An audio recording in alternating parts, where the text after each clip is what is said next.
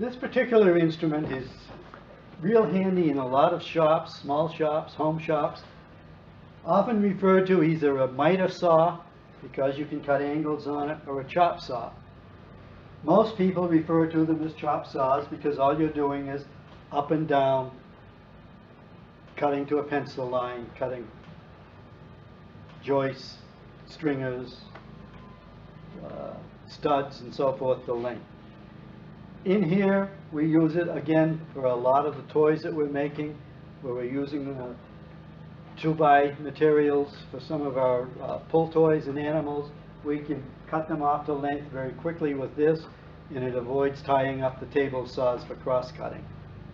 It's all you do on here is cross-cutting and cutting angles. One of the reasons I have this board laid out here again is some of the safety things. If you are going to cut a long board, you don't want it doing this, bouncing up and down on you. So you use a roller stand for any long board. Even if you have somebody helping you, you adjust it, the roller board high enough so that it's laying flat on the table and on the saw. Okay. All right. Again, if it's a real long board, you're going to want somebody to help you hold that end of it, or if it's out on this other end, the same thing. Somebody to hold that end so that when you cut it, it's not flopping all over the place.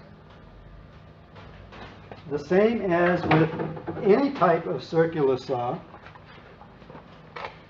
if you don't have it supported correctly and you don't pay attention to what you're doing, the saw can get bound in the board. Doesn't matter whether it's a long board or a short piece. If you don't have it held tight on the table and you don't keep it in place without it moving around as you're cutting, there are times, and we have experienced it a number of times, where the blade will be down there, something will move, the blade gets bound in the wood, it'll stall the saw. It will bind the saw. Or it will take small chips off and throw them across the shop.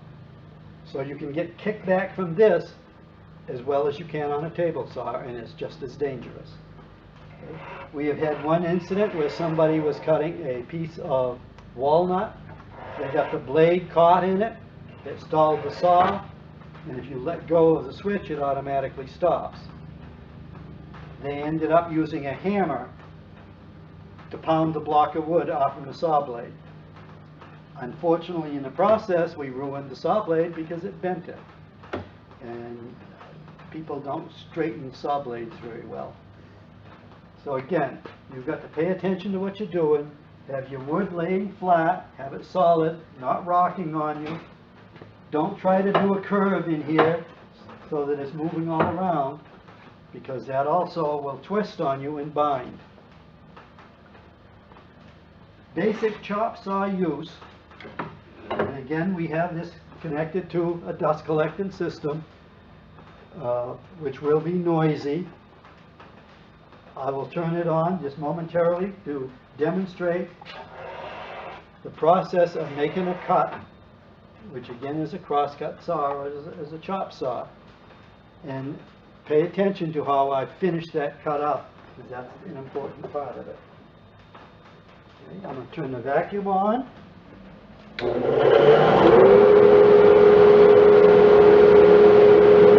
I squeeze the blade,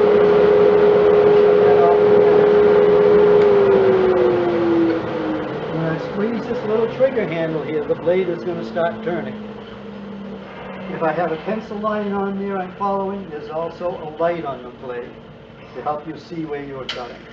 I haven't worried about putting a line on it or cutting to a line. So that's something that you can do with a square. If you draw a line on with a square, without pulling the trigger, you lower the blade and you can line your saw blade up with the waist side of the pencil line. I haven't referred to that before, but the waist side of a pencil line refers to that part of the lumber that you're not going to use, its waist. If you can still see the pencil line on the end of any board you cut, you will know the board is still big enough and it should fit wherever you're cutting it to fit.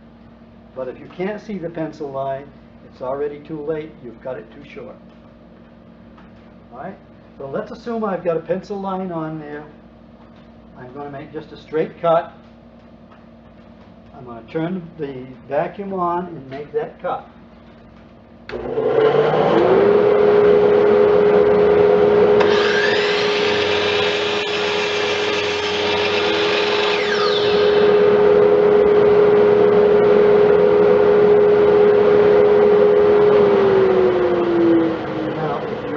Observant, you'll notice that when the blade was down here, I released the trigger and let the blade stop before I lift it. And that's for the same reason that we verify on table saws, is if that blade is still turning, it can throw pieces of wood around.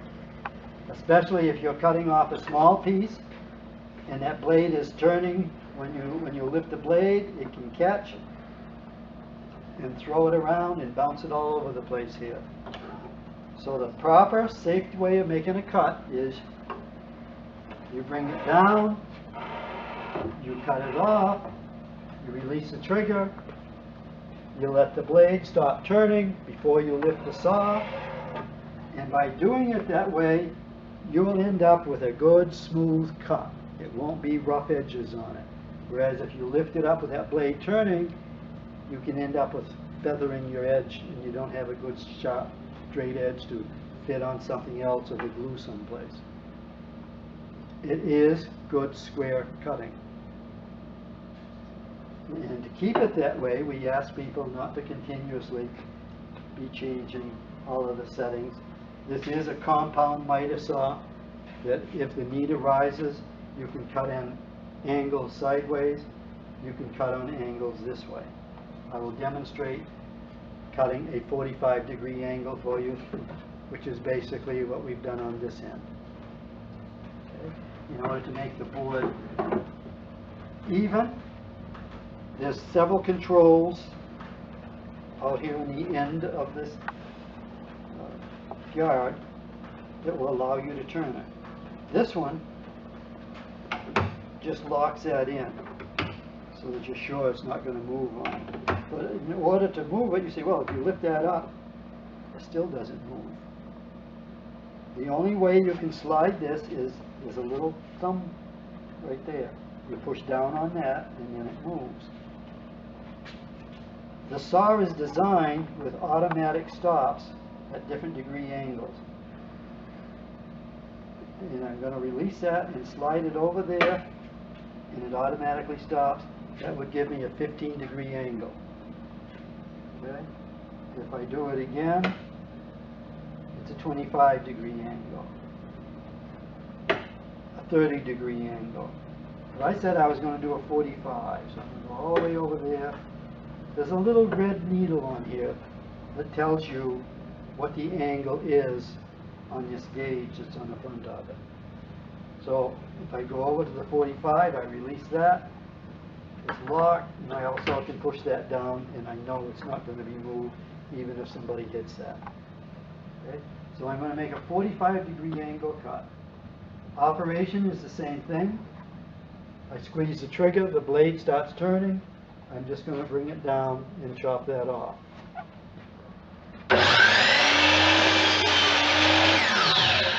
Let it stop before I lift it. And that again keeps a nice clean edged cut. Now one of the other advantages to this saw, let me put it back to the zero cut, which is 90 degrees. One of the other things that we can do with this particular saw is, if you have something wider than this that you're trying to cut, and it doesn't work as just a chop saw straight down this way, it's also known as a sliding miter saw, meaning that it'll slide out to give you an opportunity to cut wider boards than what the saw blade is. If I was trying to use that as a chop saw, and you look, you'll notice that the blade doesn't go all the way through the board. Well, it's kind of dangerous to cut part way through and then hope that we're going to flip the board and finish the cut. With this saw, we don't have to worry about that. We can, because of the sliding miter, cut it all the way through.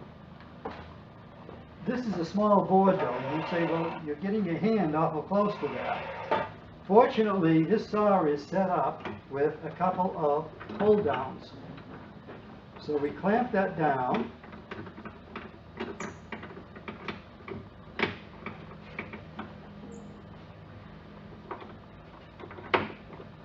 If it works right. Not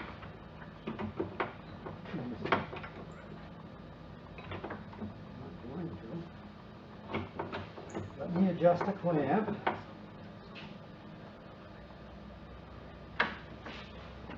And hold that down, clamp that board in place so that I don't have to worry about having my hand up here near it. Then you don't start here and pull it this way, okay, because the blade turns in this direction, and as it cuts, it tends to want to pull wood in against the fence. And that's where we want it to be pulled, against the fence, not thrown out at us. So I've got this set up now with a clamp, so they'll help hold it. Pull it all the way out, and the same thing that we did before. I'm going to lower it down here so that I know my pencil line is where I need it. And then I'm just going to pull the trigger to start it. As it saws, I'm going to push all the way in. I'm going to stop the cut after the cut is finished before I lift the saw blade up. Okay?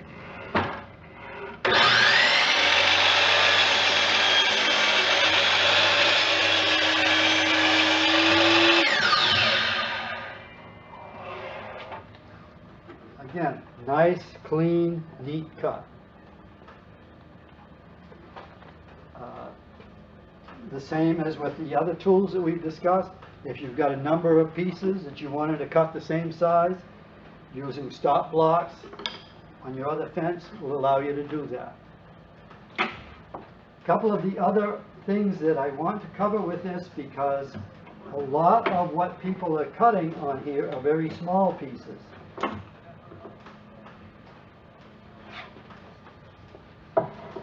They're cutting pieces like this and like this. Well, that's pretty hard in there to cut something that small and that close to your fingers. And then if you notice, there's a whole lot of space in here. Some of those pieces get caught on the saw and they'll get pulled right in through there, which is hazardous, dangerous, can get caught in the blade, can get bounced around. We've made a couple of special jigs just for that purpose. And we've labeled them so that they stay here. They're called Keep for Chop Saw. What we do is we clamp those onto the existing fence. Making sure I angle it so that the saw isn't going to bind into it. And we put one over on this side.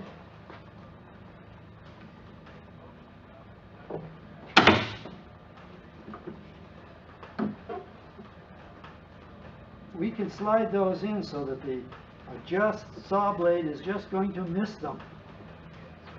Then if you're sawing small pieces like this, there's no way it's going to get thrown and pulled through there. Okay? Again, much safer. What we also do with a number of pieces is, if we were cutting a number of pieces all at the same angle,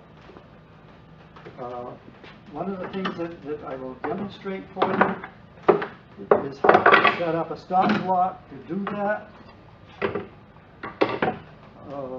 We have a lot of turners that make segmented bowls, and one of their favorite angles to cut everything at is 15 degrees. So I'm going to set this at 15 degrees. I'm going to make one cut on this piece of wood at 15 degrees.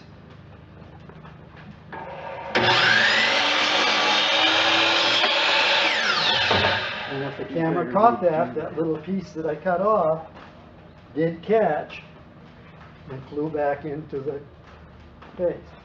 Now if I've got a number of pieces that I'm going to cut to 15 degrees, I take this and I turn it over this way. And that can be, clamped in place so that it stays there. And then if I have another piece that I want to cut all of these at 15 degrees instead of 45, I just can make an initial cut on that at 15 degrees. And I got ahead of myself here a little bit. Like that. Cut this piece at 15 degrees.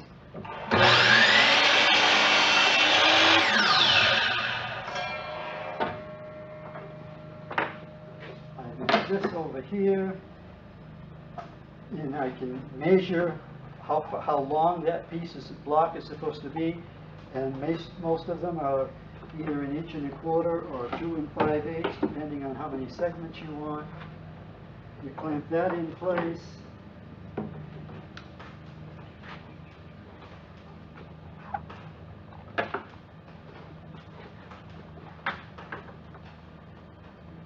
And I cut that one at 15, so all I have to do is slide that in so that it hits there at the 15 degrees. I bring this over to 15 degrees in the other direction.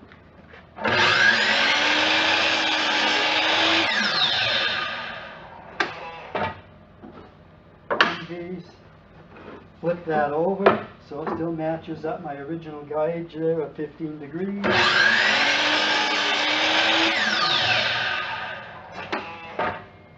And after I get through, I end up with 48 pieces, all cut 15 degrees each side, all the same length. And as you start segmenting them and glue them into a bowl, you end up with a circle. So that's another use that we use this saw for a lot in this shop, is making angle cuts.